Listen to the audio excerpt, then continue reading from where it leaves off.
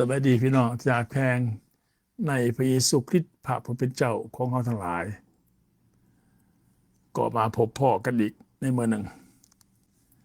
เมื่อกี้นี้ออกอากาศแต่มีการผิดพลาดก็เลยกลับขึ้นใหม่ในเมื่อนี้ขน้อยอยากเว้าถึงเรื่องที่สำคัญแท้ๆในชีวิตคริสเตียนซึ่งขน้อยเห็นว่าแตกต่างกันอย่างมหันต์เลยกับสมัยคริสตจักรเดิมนั่นสมัยของพระเยซูนั่นแตกต่างกันอย่างมหันต์เลยกับเมื่อนี้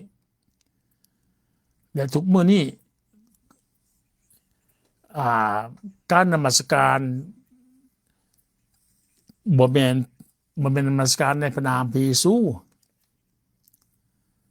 ตามคำสั่งของพระคัมภีร์สั่งให้นมัสการในนามสื่อพระเยซูแต่ว่ายุคสุดสมัยของเมื่อนี้เขาเอาคำสอนของหลักศาสนาศาสตร์มายึดถือกันโดยให้เสือในพระเจ้าสามพระภาคและไปโบสถ์ก็มีแต่ห้องกันว่า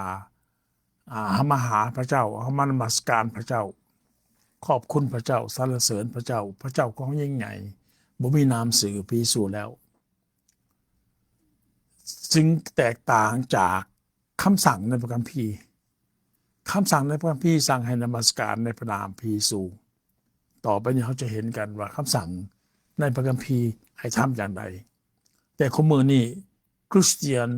ทั่วทั้งโลกบ่ได้เอาตัวนี้แล้วบ่ได้เอาบ่ได้เหตุตามคำสั่งของพระเยซูคริสต์พระผู้เป็นเจ้าแล้วบ่ได้เหตุตามคำสั่งของพระคัมภีร์แล้วโดยไปยึดเอาหลักคำสอนของศาสนาศาสตร์มายึดถือเป็นหลักเทียบเท่าหรือว่าเกินหน้าพระคัมภีร์ด้วยยกตัวอย่างในพระคัมภีร์สั่งให้มาเชื่อในพระเยซูเท่านั้น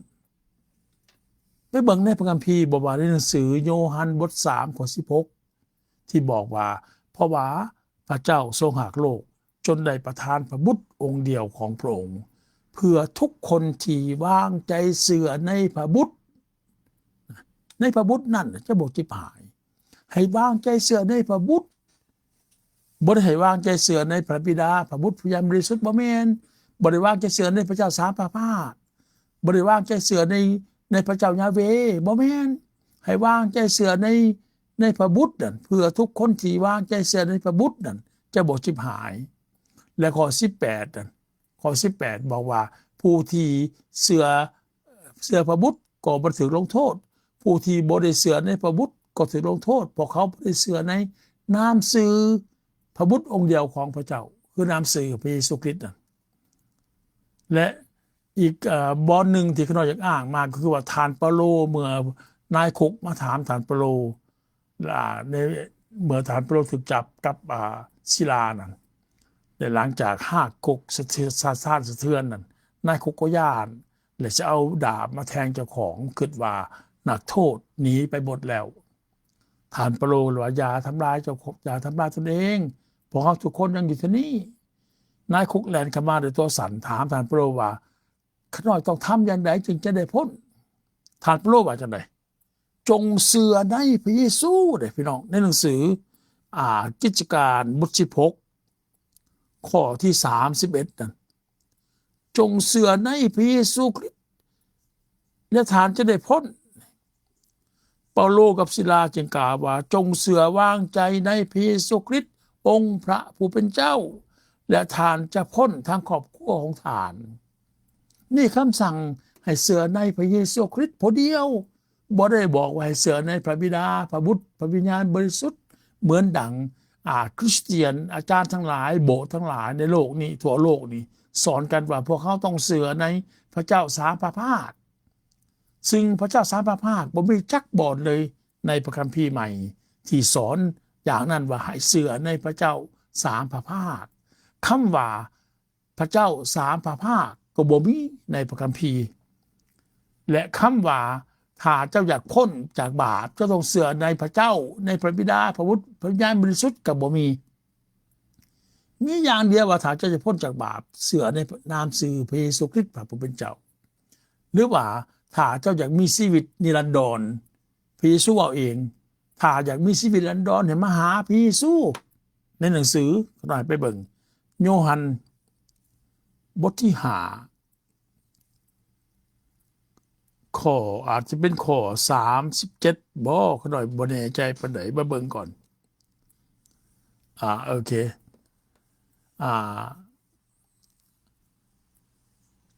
ข้อ39 40จงค้นดูในพระคัมภีร์เพราะทานคิดว่าในพระคัมภีร์นั้นมีชีวิตนิรันดรและพระคัมภีร์นั้นเป็นพยานถึงเฮาแต่ทานทั้งหลายบ่ยอมมาหาเฮาเพื่อจะได้ชีวิตมาหาพระเยซูผู้เดียวดิบ่ได้ไปหาพระบิดาพระบุตรพระวิญญาณบริสุทธิ์บ่ได้ไปหาพระเจ้ายาเวห์บ่ได้ไปหาพระเจ้าสามพระภาคมาหาพระเยซูดิพระเยซูเองนี่นะแต่ทานบ่ยอมมาหาเฮาเพื่อจะได้ชีวิตแม่นบ่แต่ทานทั้งหลายบ่ยอมมาหาเฮานี่นะเพื่อจะได้ชีวิตและในหนังสือบัดนี้1โยฮันบทที่5ข้อ13บอกว่าข้อความเหล่านี้ข้าพระเจ้าเขียนมาถึงฐานทั้งหลายที่เชื่อในพระนามของพระบุตรของพระเจ้าคือหยังคือนามสื่อพระเยซูแม่นบ่พระเยซูคริสต์แม่นบ่นี่ผู้เดียวนี่ให้เชื่อในพระเยซูคริสต์เพื่อทานทั้งหลายจะได้ฮู้ว่าทานมีชีวิตนิรันดรและเพื่อทานจะได้เชื่อในพระนามของพระเยซูคริสต์องค์เป็นเจ้าบ่ได้บอกให้เชื่อในพระเจ้าสามพระภาคบ่มีจักบอลอีกด้วยในพระคัมภีร์ในพระคัมภีร์ใหม่บ่เคยกล่าวถึงคำว่าพระเจ้าสามพระภาคบ่มีให้เชื่อในพระบิดาพระบุตรพระวิญญาณบริสุทธิ์และเจ้าจะได้มีชีวิตนิรันดรบ่มีให้เชื่อในพระเจ้าสามพระภาคจะเป็นบุตรของพระเจ้าบ่มีจะอยากเป็นบุตรของพระเจ้าให้มาหับเอาพระเยซูให้เชื่อในนามสื่อพระเยซูตามหนังสือโยฮันบท1ข้อ12แต่ส่วนบรรดาผู้ที่หับเอาพระองค์คือผู้ที่เชื่อในพระนามของพระองค์พระองค์ก็ทรงประทานอำนาจให้เป็นบุตรของพระเจ้าดังนั้นในพระคัมภีร์ใหม่เริ่มต้นในศตวรรษที่หรือที่2ที่3นั่นความเชื่อของคริสเตียนในยุคนั้นแตกต่างจากยุคนี้หลายยุคนี้หลังจากคศ500-600เป็นต้นมาพวกนักศาสนศาสตร์ก่อค้นคั่วเอามาเองมาสอนส่วนหลายเป็นพวกแคทอลิกมาเว่าเรื่องพระเจ้าสามพระภาคมาและก็ยกเอาพระเจ้าสามพระภาคมาเป็นหลักคำสอนโดยว่าสื่อเป็นสื่อพระเจ้ามีพระบิดาพระบุตรพระวิญญาณบริสุทธิ์ทั้ง3เป็นพระเจ้าซึ่งอันนี้คำว่าพระบิดานี่เป็นฐานะเพิ่นพระบุตรก็เป็นฐานะเพิ่นพระวิญญาณบริสุทธิ์เป็นสภาพเพิ่นเป็นพระวิญญาณบริสุทธิ์ตาบ่เห็นและพระคัมภีร์บ่ได้สั่งให้เชื่อในฐานะแม่นพระเจ้าฐานะเพิ่นเป็นพระเจ้าผู้สร้างฟ้าสวรรค์และแผ่นดินโลกเพิ่นเป็นพระบิดาผู้ทรงสร้างและพระบุตรเป็นผู้ทรงไถ่มนุษย์เมื่อมนุษย์ต้องได้บาปพระวิญญาณบริสุทธิ์เป็นสภาพเพิ่นเป็นพระวิญญาณบริสุทธิ์แต่บ่มีบ่อนใดในพระคัมภีร์สั่งให้มาเชื่ออย่างนี้ดังนั้นบัดนี้ในหัวข้อเรื่องที่เขาหน่อยเว้านี้คือว่าทานผู้นมัสการที่แท้แตกต่างจากผู้ที่นมัสการอย่างให้ประโยชน์อย่างใดจะฮู้ได้อย่างใดว่าตนกำลังนมัสการอย่างใดจะฮู้อย่างใดเป็นเรื่องที่จำเป็นแท้ๆพี่น้องต้องมาถึงจุดนี้ให้ได้เพราะว่าในพระคัมภีร์ที่เขาหน่อยออกมาจากหนังสือมัทธิวบทที่15ข้อ8ข้อ9นั่นเป็นเรื่องที่อันตรายหลายถือว่าจังได๋ถือว่าเหมือนกับว่าทำนาทั้งปี ไฟไหม้เหล่าเขาเสือมาแต่น้อยเท่าตายสุดท้ายมาถึงปฏิเสธอันตรายหลายตัวนี้มาเบิ่งนำเขาหน่อยประชาชนนี่เขามาใกล้เฮาเพียงแต่ปากของเขาและให้เกียรติเฮาเพียงแต่ในหิมซบปากของเขาแต่ใจของเขาห่างไกลจากเฮาเขานมัสการเฮาโดยบ่มีประโยชน์ด้วยว่าเอาบทบัญญัติของมนุษย์มาสั่งสอนกันมาอ้างว่าเป็นพระดำรัสของพระเจ้ามาเป็นพระดำรัสสอนไม่ว่าเอาความสั่งของมนุษย์มาแทนคำสั่งของพระคัมภีร์คือขน่อยเว่าเมื่อกี้นี้คำสั่งของพระคัมภีร์สั่งแท้ๆให้มาเสือในพระเยซูมาเบิ่งอีกบทหนึ่งคำสั่งแท้ๆลีรอ1 โยฮันบท 3 ข้อ 23และนี่เป็นพระบัญญัติคำสั่งขอบัญญัติกฎหมายของพระองค์กฎหมายของพระองค์ขอบัญญัติของพระองค์คือให้เฮาทั้งหลายเสื่อในนามสื่อพระเยซูคริสต์พระบุตรของพระองค์นี่คำสั่งให้เสื่อในนามสื่อแต่ว่าคุเมอร์นี่คริสเตียนทุกบอนทั่วโลกบอกว่าเสื่อในพระเจ้าสามพระภาคเอาแต่พระเยซูผู้เดียวบ่ได้ถ่าเป็นดังนี้บัดนี้ก็เลยตกตามพระคัมภีร์ที่เขาหน่อยบอกเมื่อกี้นี้ที่เขาเบิ่งเมื่อกี้นี้ในหนังสือมัทธิวบท15นะ16นั่นเขานมัสการเฮาโดยบ่มีประโยชน์ด้วยหาประโยชน์บ่ได้ด้วยเอาบทบัญญัติของมนุษย์มาอวดอ้างว่ามาสั่งสอนกันแทนดำรัสของพระคัมภีร์แทนคำสั่งของพระคัมภีร์บัดนี้จะฮู้ได้จังไหนบัดนี้ว่าเฮาเองนี่แต่ละคนเฮานี่กำลังนมัสการที่แท้หรือนมัสการอย่างให้ประโยชน์เพราะว่าการนมัสการพระเยซูคริสต์องค์เป็นเจ้าหรือนมัสการพระเจ้าผู้ทรงสุดนั้นเป็นการระหว่างสองพวกหนึ่งแมนพระเจ้าผู้สร้างฟ้าสวรรค์และแผ่นดินโลกคือพระเยซูคริสต์องค์เป็นเจ้านั้นและพวกหนึ่งเป็นพวกที่นมัสการพระองค์และพระองค์ต้องการเขานมัสการพระองค์อย่างไรบ่เป็นนมัสการทางเดียวนมัสการระหว่างสองเป็นการคล้ายๆกับว่าผู้บ่าวผู้สาวก็แม่นคล้ายๆกับผู้บ่าวผู้สาวที่จะมาหักกันความหักระหว่างหนุ่มสาวเกิดระหว่างผู้หญิงกับผู้ชาย2 คนถ้าหากผู้หญิงเขาบ่สนด้วยผู้ชายก็แสดงว่าผู้ชายนี่หักเขาข้างเดียวหมอมกเอาคิดเอาเองเข้าใจเอาเองแต่จริงเขาไม่ได้สนใจน้ำโตแต่โตไม่ได้สนใจน้ำเขาอันนั้นว่าหักข้างเดียวแต่ว่าความหักที่แท้คือว่าทั้งผู้หญิงผู้ชายผู้บ่าวผู้สาว2 คนเนี่ยมีใจห่วมกันเข้าใจกันไปด้วยกันในการนมัสการผู้สร้างเฮานี่แตกต่างจากการนมัสการของศาสนาทั้งหมดในโลกนี้เพราะว่าศาสนาใดๆก็ตามเพราะว่าผู้นำศาสนาเหล่านั้นตายไปแล้วบ่ได้มีชีวิตอยู่แล้วและบ่ได้สนใจว่าผู้นมัสการนั้น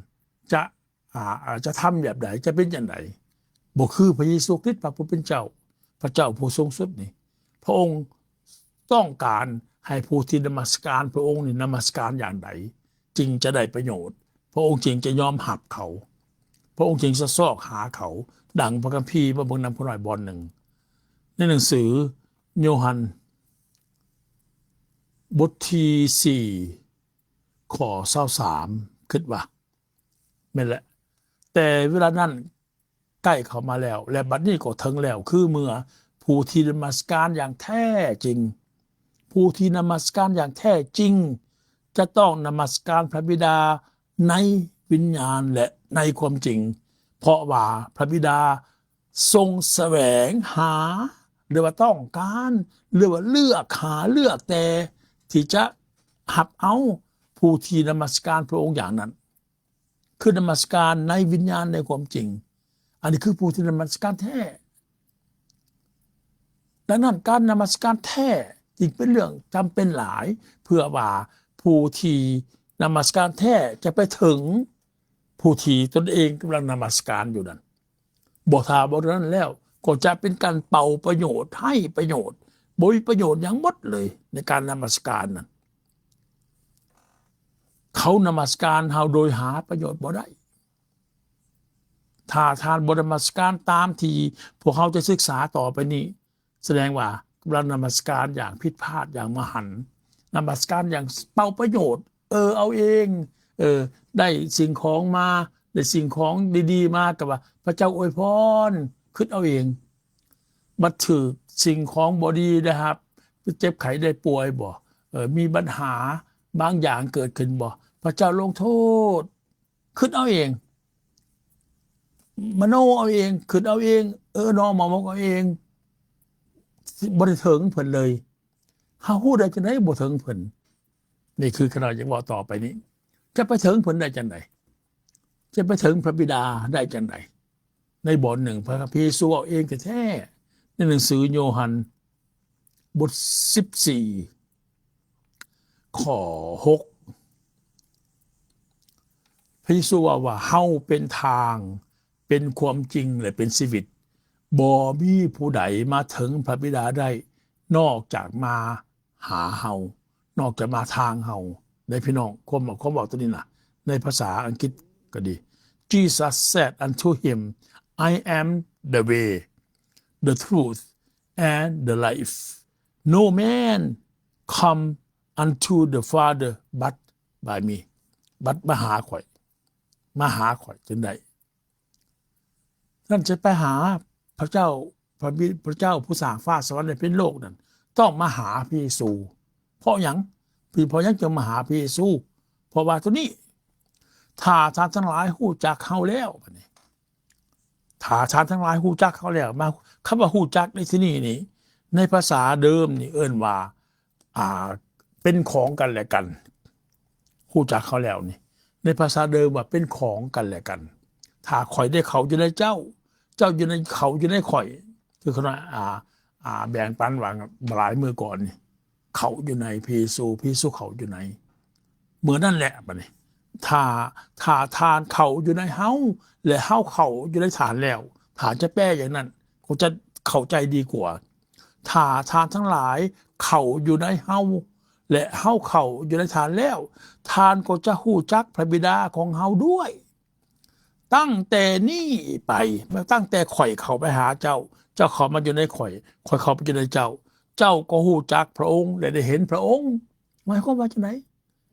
พระเยซูนี่แหละเป็นพระบิดานั่นพระเยซูเนี่ยเป็นพระบิดาในวิญญาณน่ะแต่ว่าในเนื้อหนังนี่เป็นพระบุตรในเนื้อหนังเป็นพระคริสต์ในเนื้อหนังนี่แต่ว่าในวิญญาณเพิ่นเป็นพระบิดาเป็นพระเจ้าผู้สูงสุดนั่นพระเยซูจึงเป็นพระเจ้าที่สูงสุด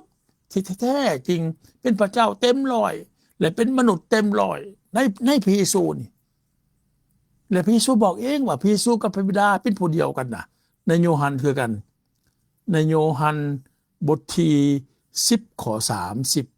30พระเยซูเอาแท้เรื่องนี้เฮากับพระบิดาของเฮาเป็นผู้เดียวกัน I and my Father are one เป็นผู้เดียวกันพระเยซูกับพระบิดาเป็นผู้เดียวกันดังนั้นบ่มีผู้ใดไปถึงพระบิดาได้นอกจากมาถึงพระเยซูหมายความว่าจังได๋ขน่อยเนาะขน่อยมีสื่อในตอนนี้ขน่อยมีสื่อภาษาลาวว่าคำเพชรสื่อหนึ่งเป็นคำเพชรแก้วหาวงและอีกสื่อหนึ่งขน่อยหลังจากขน่อยย้ายมาอยู่แคนาดานี่ขน่อยมีสื่อว่าเคนแก้วหาวงเพื่อคนขาคนปากภาษาอังกฤษจะได้เอิ้นกันง่ายๆเพราะว่าคำว่าเคนนี่เป็นสื่อของทั่วไปของคนทั้งหลายอยู่ประเทศแคนาดานี้นั่นก็เลยมีการเพิ่มสื่อขึ้นบ่เป็นเปลี่ยนสื่อเพิ่มคำว่าเคนเวลาเขาหน่อยไปเฮ็ดเวียกแต่ละบอนนี้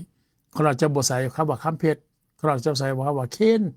และคนทั้งหลายคนขาวหมู่คูเขาหน่อยเอิ้นเขาหน่อยว่าเคนยกตัวอย่าง ถ้ามีผู้ใดผู้หนึ่งมาถามหาคำเผ็ดเนาะมาถามหาคำเผ็ดมาถามมาซื้อคำเผ็ดเนาะเลยเป็นหมู่เขาน้อยเห็นคนลาวซื้อคำเผ็ดอยู่บอนเขาน้อยเห็นเวียกในบอนเขาน้อยเห็นเวียกมีแต่คนขาวยกตัวอย่างซะ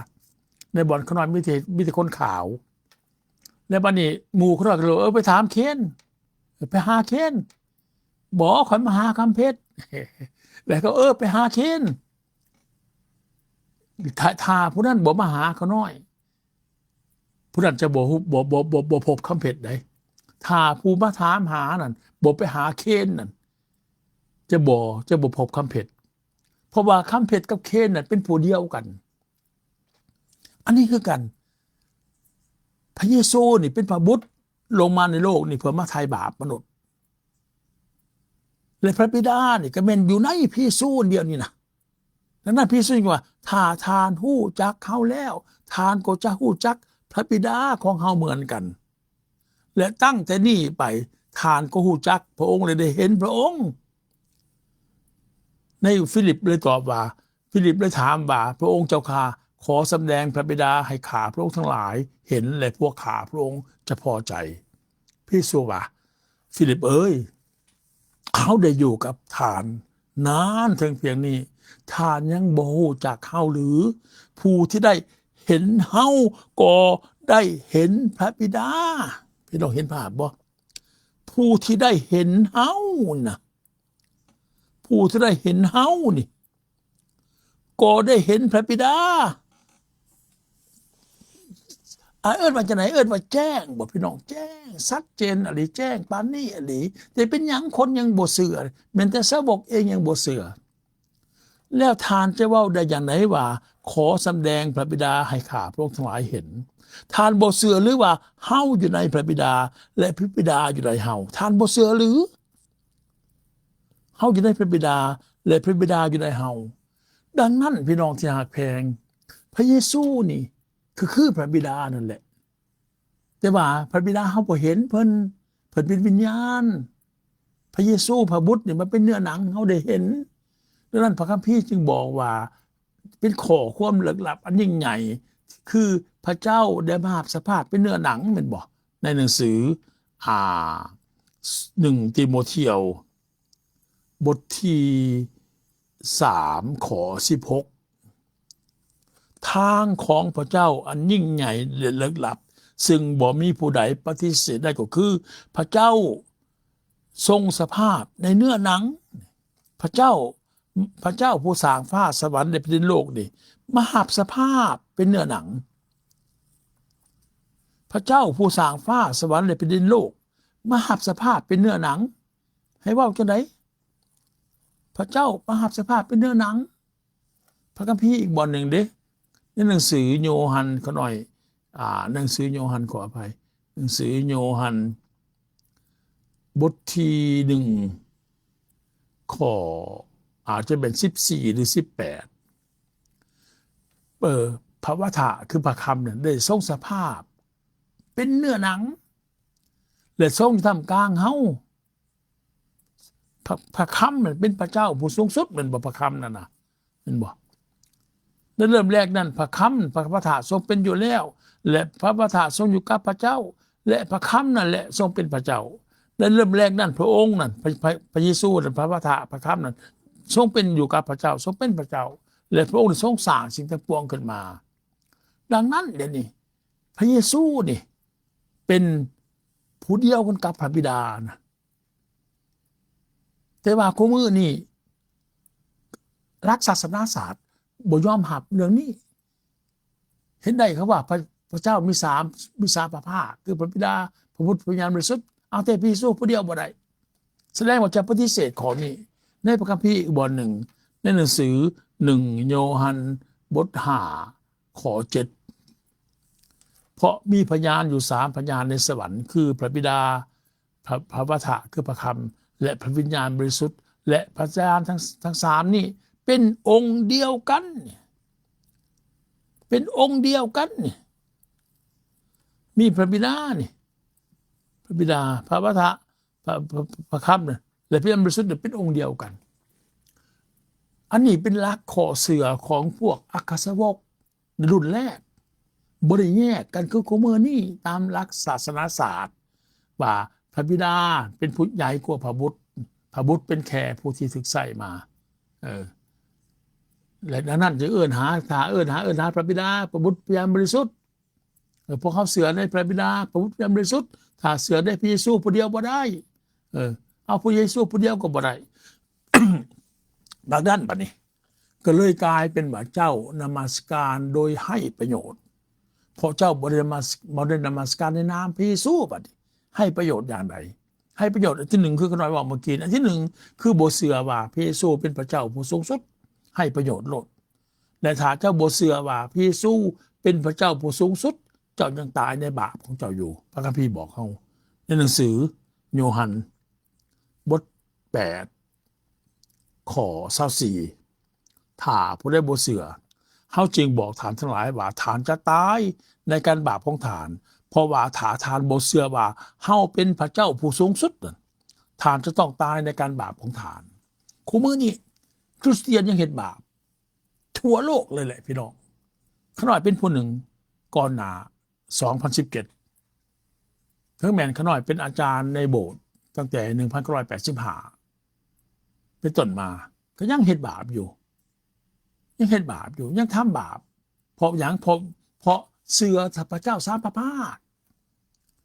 ขน้อยก็เสือคือคนร้ายเสือในพระเจ้าสามพระภาคกันแหละจน2017ขน้อยจึงมายอมรับว่าพระเยซูคริสต์นี่เป็นทั้งพระบิดาเป็นทั้งพระบุตรเป็นทั้งพระยานบริสุทธิ์เป็นผู้เดียวนี่พระเยซูนี่เมื่อขน้อยมารับเอาพระเยซูแล้วบาปบ่สามารถมาแตะต้องขน้อยได้เพราะคำเว้าของพระเยซูเฮาจึงบอกทานทั้งหลายว่าทานจะตายในการบาปของทานเพราะว่าถ้าทานบ่เชื่อว่าเฮาเป็นพระเจ้าผู้สูงสุดนั้นทานจะต้องตายในการบาปของทานอันที่หนึ่งนี่เจ้านมัสการอย่างให้ประโยชน์ถ้าเจ้าบ่เชื่อว่าพระเยซูเป็นพระเจ้าผู้สูงสุดอันที่หนึ่งแต่อิตำออกแท้ๆเริ่มต้นแท้ๆจะต้องยอมรับว่าพระเยซูนี่แหละเป็นทั้งพระบิดาเป็นทั้งพระบุตรเป็นทั้งพระวิญญาณบริสุทธิ์พระเยซูผู้เดียวนี่แต่ว่าอาจารย์ทั้งหลายบอกว่าบ่ได้เอาแต่พระเยซูผู้เดียวบ่ได้นั่นแหละจะกำลังนมัสการอย่างให้ประโยชน์และจะกำลังสอนสมาชิกเจ้าให้เชื่ออย่างให้ประโยชน์ให้นมัสการอย่างให้ประโยชน์การนมัสการอย่างให้ประโยชน์คือการบ่ยอมรับว่าพระเยซูผู้เดียวนี่เป็นพระเจ้าผู้สูงสุดเพิ่นมีฐานะมีสภาพมีฐานะเป็นพระบิดาเป็นพระบุตรเป็นพระวิญญาณบริสุทธิ์เพิ่นผู้เดียวนี่และอันที่สองเด้เจ้านมัสการอย่างให้ประโยชน์คืออย่างมาเบิ่งนำเขาหน่อยในหนังสือฟิลิปปอยบท2ข้อ9ถึง11ถ้าเจ้าบ่ตามนี้ถ้าเจ้าบ่ตามนี้เจ้านมัสการอย่างให้ประโยชน์เหตุฉะนั้นพระเจ้าจึงได้ทรงยกพระองค์ขึ้นอย่างสูงที่สุดถ้าเจ้าบ่ยกพระเยซูขึ้นอย่างสูงที่สุดเจ้านมัสการอย่างให้ประโยชน์ถ้าจะบอกว่าพระเจ้าของเฮาเป็นพระเจ้ายาเวห์เจ้านมัสการอย่างให้ประโยชน์ถ้าเจ้าบอกว่าเฮาเสือในพระเจ้าสามพระภาคเจ้านมัสการอย่างให้ประโยชน์ถ้าเจ้าเสือว่าพระเจ้าใหญ่กว่าพระเยซูพระเยซูเป็นแค่พระบุตรที่ใส่มาไถ่บาปเจ้านมัสการอย่างให้ประโยชน์ถ้าเจ้าบ่ยกพระเยซูขึ้นอย่างสูงที่สุดตามที่คำสั่งเหตุฉะนั้นพระเจ้าจึงได้ทรงยกพระองค์ขึ้นอย่างสูงที่สุดและได้ทรงประทานพระนามเหนือนามทั้งปวงให้แก่พระองค์เพื่อหัวเขาทุกหัวเขาในสวรรค์ก็ดีที่แผ่นดินโลกก็ดีใต้แผ่นดินโลกก็ดีจะต้องคุเข่าขาบลงนมัสการในนามแห่งพระเยซูนั้นถ้าเจ้าบ่นมัสการในนามพระเยซูเจ้าพลาดอย่างมหันต์ถ้าเจ้าบ่นมัสการในนามพระเยซูเจ้าเป็นผู้นมัสการที่ให้ประโยชน์เพราะพระคัมภีร์สั่งนี่บ่เป็นแต่เฉพาะในโลกนี่ไหนหัวเขาทุกหัวเขานี่ในสวรรค์ที่แผ่นดินโลกและใต้แผ่นดินโลกนี่จะต้องคุเข่ากราบลงนมัสการในนามพระเยซูแต่คุมื้อนี้คริสเตียนทั้งโลกนี่แหละเฮามันนมัสการพระเจ้าขอบคุณพระเจ้า สรรเสริญพระเจ้าพระเจ้าเขายิ่งใหญ่ขอพระเจ้าอวยพรบ่มีคำว่านมัสการในนามพระเยซูถ้าบ่มีการนมัสการในนามพระเยซูจะนมัสการอย่างให้ประโยชน์จะนมัสการอย่างให้ประโยชน์บ่มีประโยชน์เป็นเรื่องที่สำคัญแท้ๆพี่น้องเป็นเรื่องที่เอิ้นว่าความจำเป็นต้องได้มาถึงจุดนี้ให้ได้ถ้าอยากนมัสการอย่างมีประโยชน์ว่าเป็นเนาะบ่เป็นอย่างให้ประโยชน์ถ้านมัสการอย่างมีประโยชน์จะมาถึงจุดนี้ให้ได้จุดที่ว่านมัสการในนามพระเยซูคริสต์พระผู้เป็นเจ้าความจำเป็นจะต้องมานมัสการในนามสื่อพระเยซูคริสต์พระผู้เป็นเจ้าและ ข้อ11และเพื่อลิ้นทุกลิ้นจะยอมรับว่าพระเยซูคริสต์ทรงเป็นองค์พระผู้เป็นเจ้าซึ่งคู่มือนี้คริสเตียนทั้งหลายคู่มือนี้บ่ได้ทำอย่างนั้นแล้ว เห็นได้จากพระคัมภีร์เพิ่นแปลใหม่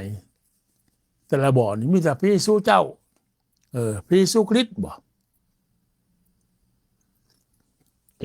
หรือว่า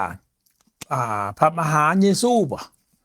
บ่มีคำว่าพระเยซูคริสต์พระผู้เป็นเจ้า อันนี้เป็นคำสั่งนี่เป็นคำสั่งให้นมัสการในพระนามพระเยซูหรือเป็นคำสั่งให้ลิ้นทุกลิ้นยอมรับว่าพระเยซูคริสต์ทรงเป็นองค์พระผู้เป็นเจ้าพระเยซูคริสต์องค์พระผู้เป็นเจ้าจำเป็นต้องออกมาจากปากของแต่ละคนแต่ละมือขอบคุณพระเยซูคริสต์พระผู้เป็นเจ้ายกตัวอย่าง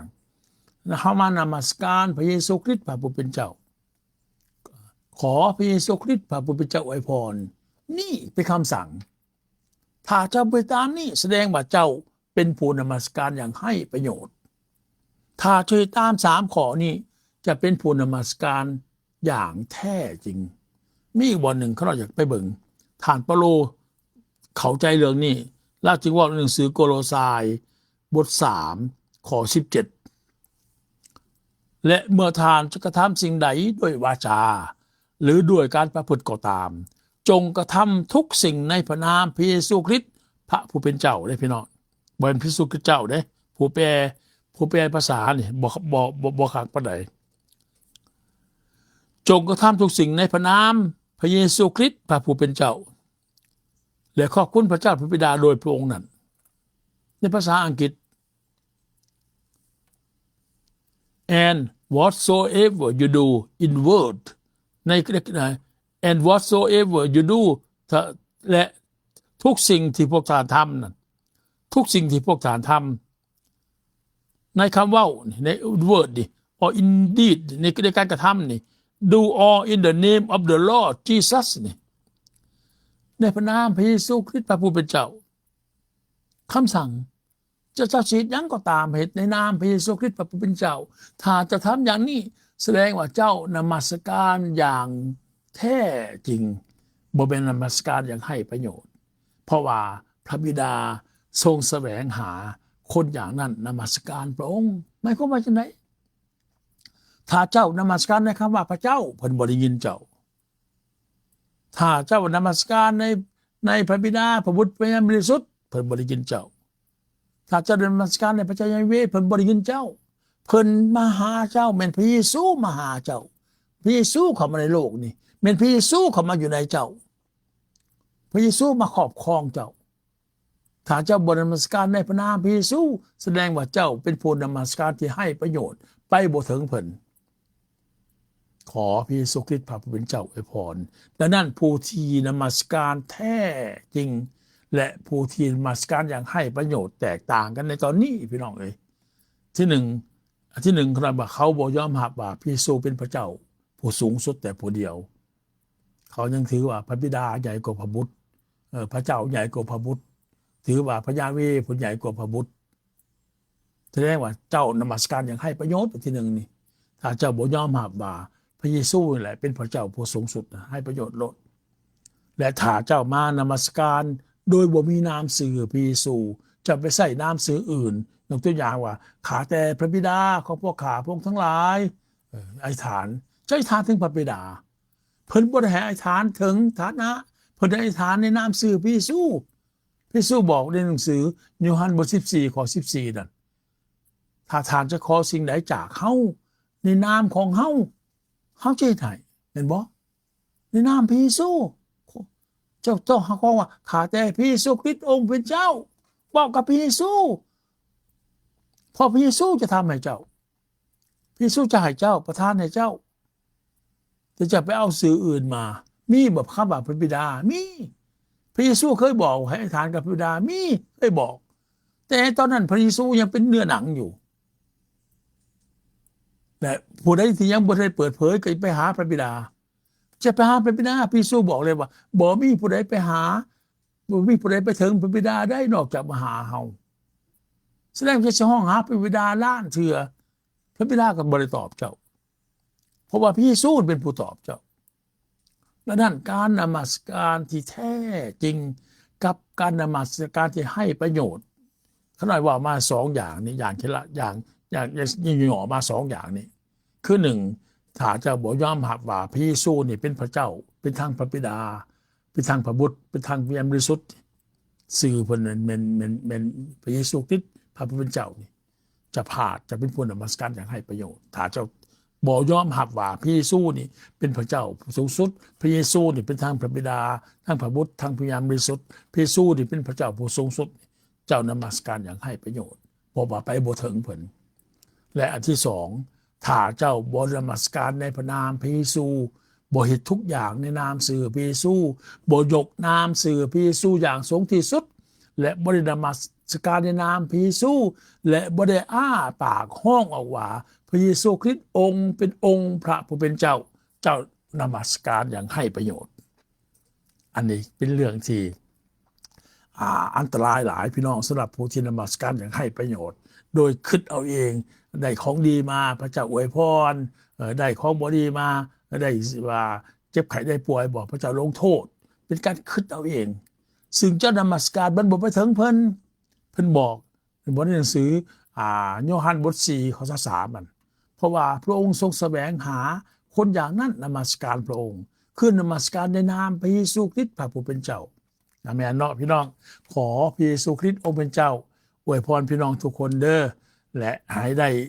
เอิ้นว่าได้รับการเปิดเผยเหมือนที่ข้าน้อยได้รับการเปิดเผยมาข้าน้อยจึงมาเอาแต่พระเยซูคริสต์องค์พระผู้เป็นเจ้าเท่านั้นตามพระคัมภีร์สั่งบ่เป็นตามความคิดของข้าน้อยบ่เป็นตามหลักศาสนาใด